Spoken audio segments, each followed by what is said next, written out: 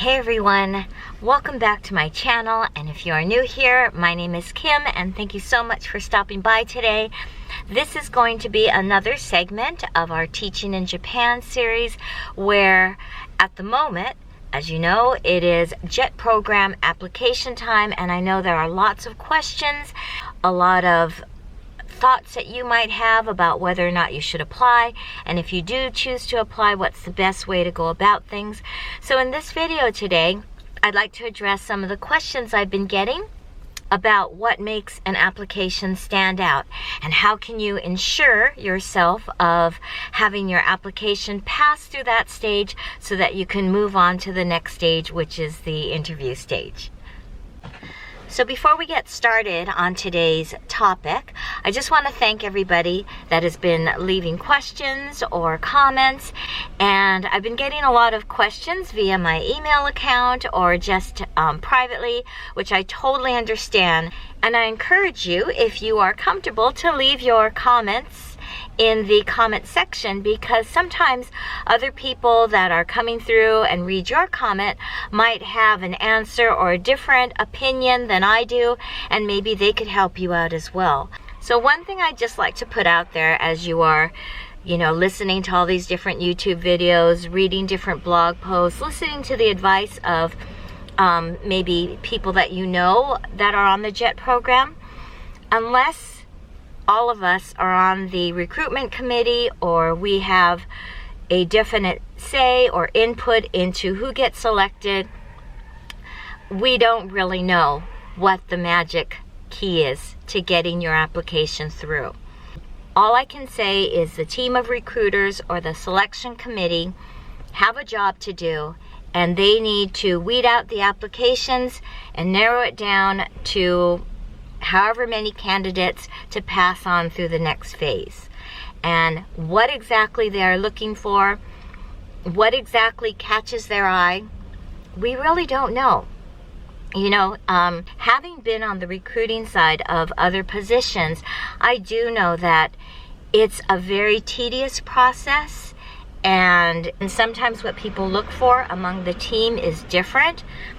Person A might be really particular about a certain aspect of your application, whereas person B may be looking at something totally different.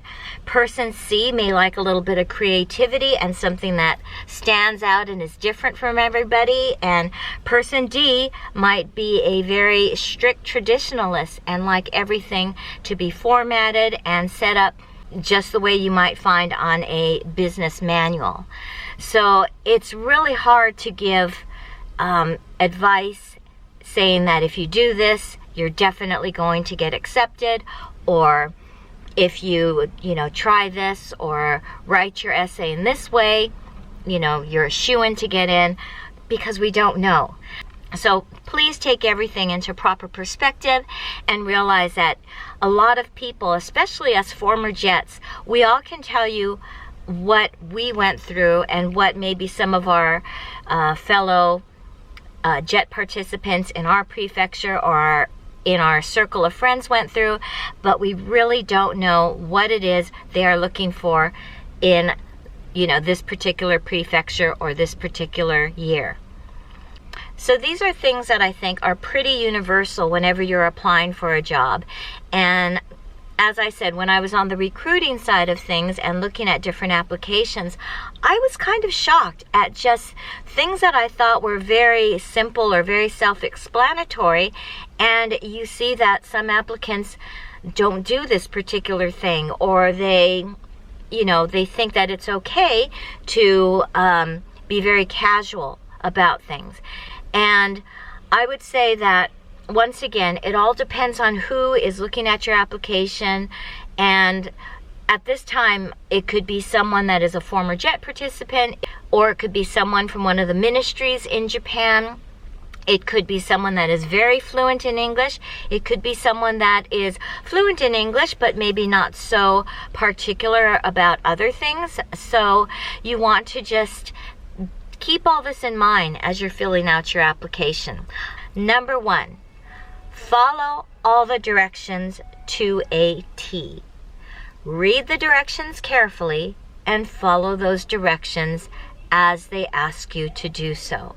That even means if it says to check mark a box, check mark it.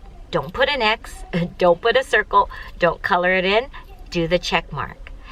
If it says to print, or if it says to use a certain type of font, use that certain type of font.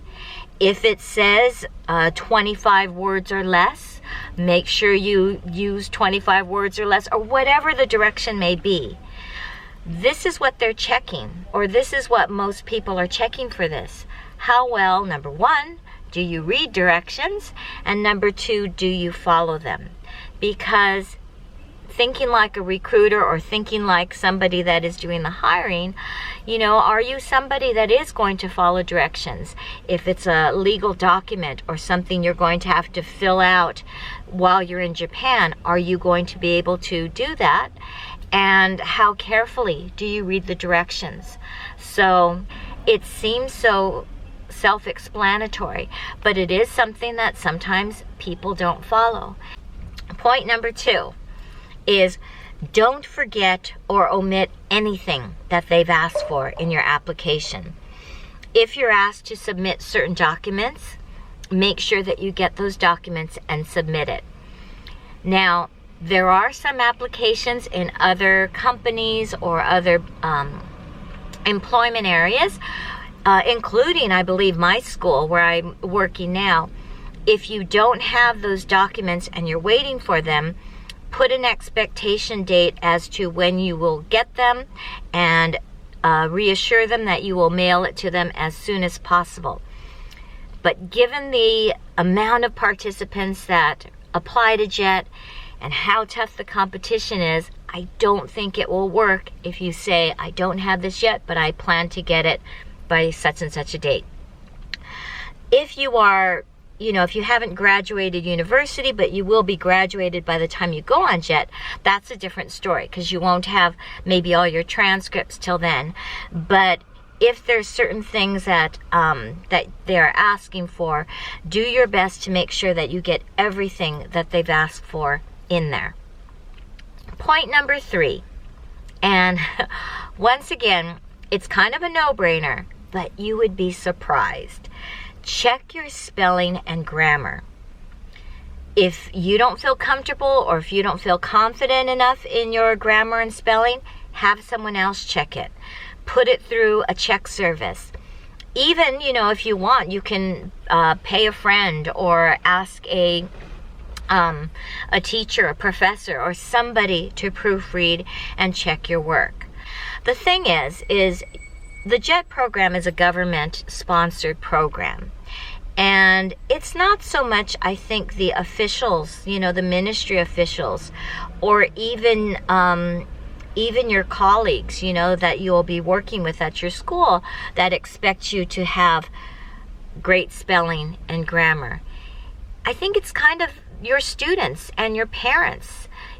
You are being hired for skills in English that your students and their parents and your school's Board of Education is, making you responsible for.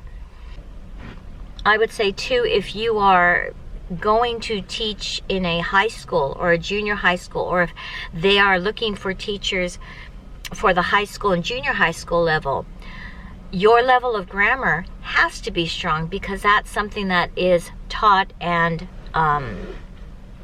emphasized in some of these high schools and junior highs. Point number 4 is to be clear and honest in your essay. Think about all the thousands of essays that people are going to read. If you put yourself on the other end, if you have to read thousands of essays about why you want to come in Japan and work on the JET program, what's going to catch your eye? What's going to make you stand out? And someone said, is it okay if I use, colored stationery, whatever? And that's a hard one, because right? You don't know whether or not the recruiter is looking for somebody that's creative and does all these, fancy things, or if they're looking for just a straightforward, simple essay. So once again, I don't know the answer for that. But what I will say is you can make your essay stand apart from everybody if you put yourself, your passion into that essay. Choose words that reflect how you would speak and know exactly what you're writing in your essay, because chances are if you do make it to the interview level, they'll ask you questions based on your essay, or they may remember a point about you from your essay and talk about that with you. People that are reading your essay may not be native language speakers. You will be surprised that a lot of Japanese speakers of English, their reading and writing skills are sometimes way above native speakers, because a lot of times that's how they studied in school. They studied a lot of reading and writing. They've got to read passages and be able to explain it, pick out grammar points. And it's something that I think native speakers, we just write how we maybe talk or think, and maybe some of us have forgotten some of the grammar rules or how to put certain sentences together. Is this a run-on sentence? Did I construct, did I make my verb order count? So do know that the people that are reading your essays are probably going to be looking at not only what you say, but how you say it. How clearly did you express yourself? So it's hard, and it's not something that maybe you can just whip together and say, all right, finished product, done. It's something that I do encourage you to take time and be open to advice or critiques. And when you feel comfortable about it and when you are confident that this is the best that you can do, then I think you're ready to go ahead and send it off. Number 5, be on time with all your submissions. And if you want to take the necessary precautions to ensure that your application has arrived on time, send your application registered mail or FedEx or however you choose to get it to the place that it needs to be before the deadline. Don't wait till the last minute. You'll notice when you come to Japan, trains are always on time. Meetings usually start right on the button. They may not end all the time at the time that they say, but they will definitely start, right on time. Punctuality is really important in Japan, and so be diligent and make sure that you do get it in on time. Number 6, and this is something that I think is relatively new. I didn't have to deal with this when I put in my application, but in this day and age, I think you have to be aware. Social media awareness. I think nowadays with any job, when you are going through a search process, an application process, an interview process, it's very easy for the recruiters or the people on the selection committee to search out your social media links and see what there is out there about you that you might not have necessarily reflected in your application. For example, if you are going through the job searching process, or if you're somebody that is searching for a job and maybe either don't get it or have a bad experience or, have a little bit of disappointment and start reacting in a negative way or saying negative things about the company not hiring you or the way the interview process went or anything that could be considered negative, would a future company want to risk having, their credibility or their integrity at stake if they decide not to hire you, or if they decide that you might not be the right fit for their company? It's always best, I think, to be very careful what you write and post online. Once again, the JET program is a government-sponsored program, and so you will be working on a program that is sponsored by different ministries in Japan. And so they want representatives that are going to have good work ethics, and that, you know, hopefully they can entrust to be good ambassadors of their own country, as well as good representatives of the JET program when they go out to the schools or the different areas to teach. And if on your social media you're posting a lot of things that could show you in a light that maybe conflicts with what they are hoping for, then, you know, they might see those yellow or red flags in you. And it's unfortunate, but it's just something nowadays with so many people having so many accounts and having things out there online that anyone can search. It's just something I think we have to be aware about. So as I said at the beginning of this video, I don't have the magic secret for getting your application passed to the next level, because I'm not a recruiter and I'm not on the selection committee of the JET program. Each year too, it changes. You know, maybe they went for a certain skill for 1 year. Maybe they wanted a certain number of jets from, you know, a certain country, or they needed more jets from this country. Maybe they needed a little bit more diversity. Maybe they wanted a little bit more range in ages. I don't know, and I don't think anyone else knows either. But if they do, you know, more power to them, and maybe they can give you better advice than I can. I can only tell you that as somebody that has been on the recruiting side and also on the application side, just things that are really important in any job search to pay attention to.